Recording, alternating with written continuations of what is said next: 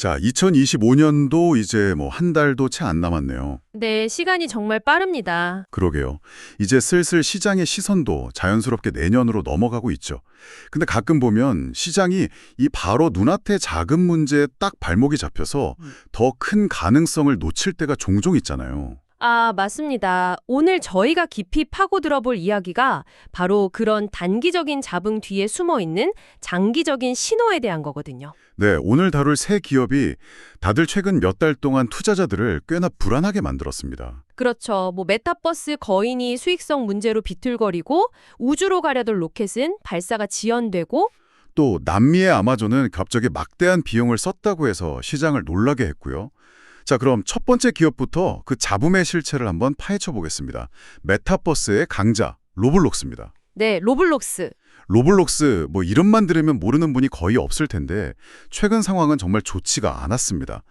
9월 고점이랑 비교하면 주가가 무려 30%나 빠졌어요. 와, 30%나요? 네, 시장이 가장 우려하는 건 역시 성장 둔화 그리고 수익성 문제였습니다. 특히 3분기 실적 발표 때 개발자한테 지급하는 환전 비용, 그러니까 대백스가 늘고 또 인프라 투자도 계속되면서 앞으로 영업이익률이 좀 더 떨어질 수도 있습니다라고 회사 스스로가 경고까지 했죠. 그렇죠. 투자자들 입장에서는 그게 아주 불안한 신호죠. 아니, 이 회사는 몇 년을 운영했는데 아직도 적자라고? 근데 앞으로 이익률이 더 떨어진다고? 이런 생각이 들 수밖에 없거든요. 네, 충분히 이해가 되는 반응입니다. 특히 요즘처럼 금리가 높을 때는 미래의 어떤 성장성보다는 당장 눈앞의 이익이 훨씬 중요하게 여겨지니까요. 그런데 말입니다. 저도 처음에 딱 그렇게 생각했는데 이걸 좀 깊이 들여다보니까 어쩌면 시장이 뭔가를 크게 놓치고 있는 게 아닌가 이런 생각이 들더라고요. 이 단기적인 비용 증가가 사실은 훨씬 더 큰 그림을 위한 포석이라는 분석이 나오고 있어요. 아, 맞아요. 로블록스가 가진 그 본질적인 힘, 그러니까 이게 그냥 비디오 게임이 아니라는 점에서부터 시작해야 할 것 같아요. 바로 그겁니다. 로블록스를 포트나이트나 마인크래프트 같은 단일 게임이랑 비교하는 순간 본질을 놓치게 되는 거죠. 아, 로블록스는 게임 회사가 아니라 수백만 명의 크리에이터들이 자기만의 게임을 만들어서 올리는 하나의 거대한 디지털 국가 같은 플랫폼에 가깝습니다. 디지털 국가요? 네. 다른 게임들은 콘텐츠가 고갈되면 유저가 떠나지만 로블록스는 유저랑 개발자들이 스스로 무한한 콘텐츠를 만들어내잖아요. 이건 일종의 연구 동력 엔진을 가진 셈이죠. 하지만 아무리 플랫폼이 좋아도 돈을 못 벌면 소용없는 것 아닌가요? 몇 년째 적자 상태라는 건 결국 이 사업 모델에 뭔가 근본적인 문제가 있다는 뜻으로 해석될 수도 있을 텐데요. 아주 날카로운 지적이십니다. 그리고 바로 그 비용 문제의 이면을 들여다봐야 합니다. 지금 로블록스가 쏟아붓는 투자의 상당 부분이 어디로 가고 있냐면 바로 인공지능, AI입니다. 이게 정말 중요해요. AI요? 네. 겉으로 보기엔 그냥 비용이 늘어나는 것 같지만 그 안에서는 AI가 조용히 돈 버는 기계로 변신하고 있습니다. 예를 들면 로블록스가 최근에 도입한 AI 기반 코드 생성 툴이 있거든요. 네네. 이게 개발자 한 명이 과거에 10시간 걸리던 코딩 작업을 단 1시간 만에 끝내게 해줘요. 10시간이 1시간으로 줄어든다고요? 그게 사실이라면 엄청난데요? 엄청난 정도가 아니죠. 이런 효율성 개선이 수백만 명의 개발자 생태계 전체에 적용된다고 한번 상상해 보세요. 아, 이건 단순한 비용 절감이 아닙니다. 창작의 속도, 규모, 그리고 퀄리티를 완전히 다른 차원으로 끌어올리는 혁신인 거죠. 뿐만 아니라 텍스트만 입력하면 3D 모델을 즉석에서 만들어주는 AI, 전 세계 유저들의 언어를 실시간으로 번역해주는 AI까지. 이 모든 게 플랫폼 운영 비용은 극적으로 낮추고 콘텐츠 생산성은 폭발적으로 높이는 역할을 하고 있습니다. 이제야 그림이 좀 맞춰지네요. 그러니까 시장이 비용 증가라는 단기적인 잡음에 집중하는 동안 로블록스는 내부적으로 AI라는 강력한 엔진을 달아서 장기적인 수익성을 만들어낼 체질 개선을 하고 있었다는 거군요. 정확합니다. 지금의 적자는 미래의 폭발적인 이익을 위한 투자라는 말씀이시죠? 바로 그거죠. 그래서 대부분의 월스트리트 분석가들이 이런 단기적인 주가 하락에도 불구하고 여전히 강력 매수 의견을 유지하고 있는 겁니다. 그들은 이 AI 혁신의 잠재력을 보고 있는 거죠. 목표 주가도 현재보다 50% 이상 높은 수준이더라고요. 네, 맞습니다. 시장의 공포가 지나가고 나면 이 AI의 힘이 재무제표에 숫자로 딱 찍히는 순간이 분명히 올 겁니다. 로블록스가 가상세계라는 무한한 공간을 만들고 있다면 두 번째 기업은 현실 세계의 무한한 공간, 바로 우주를 개척하고 있습니다. 근데 이 회사 역시 투자자들의 오해라는 중력에 좀 발목이 잡혀 있는 듯한 모습인데요.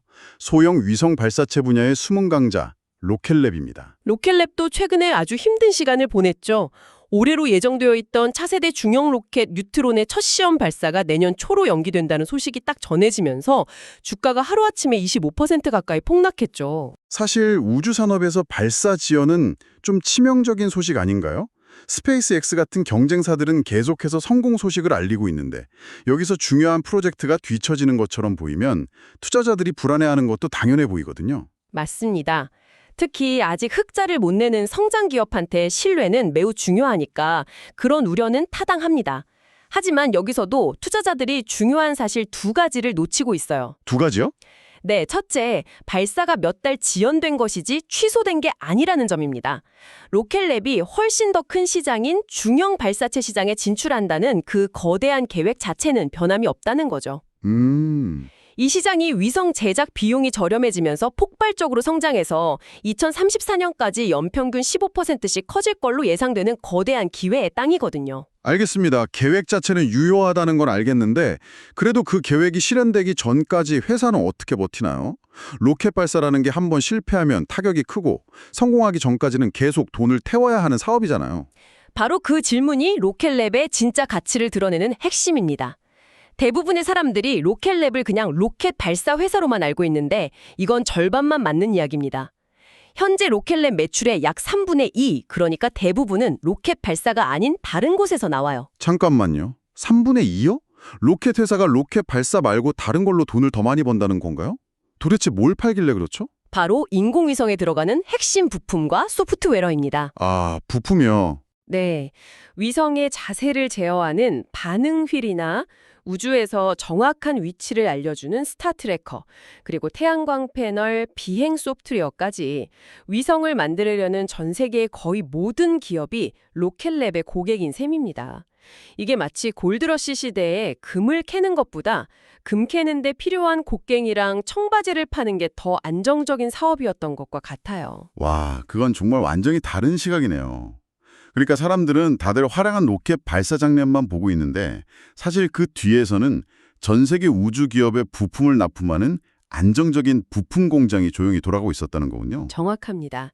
이 스페이스 시스템즈 사업부는 뉴트론 로켓 발사가 성공하든 조금 더 지연되든 꾸준히 성장하면서 현금을 창출하고 있거든요. 이 안정적인 현금 흐름이 뉴트론이라는 거대한 꿈에 투자할 수 있는 든든한 버팀목이 되어주는 거죠. 아, 시장은 발사 지연이라는 하나의 잡음에만 집중했지만 그 아래 단단하게 받치고 있는 이 거대한 신호를 보지 못한 겁니다. 그렇군요. 정리하자면 로켓랩은 고위험 고수에게 로켓 발사 사업과 안정적인 성장이 가능한 위성 부품 사업, 이 두 개의 엔진을 모두 가진 회사라고 볼 수 있겠네요. 네, 맞습니다. 정말 흥미롭습니다. 자, 그럼 마지막 기업으로 넘어가 보겠습니다. 새로운 세계를 만들고 로블록스, 다른 세계를 탐험하는 로켓랩, 기업에 이어서 이번에는 이미 존재하는 거대한 시장을 정복하려는 기업입니다. 바로 남미의 아마존이라 불리는 메르카도 리브레입니다. 메르카도 리브레. 라틴 아메리카의 전자상거래 시장을 거의 독점하고 있는 거대 기업이죠.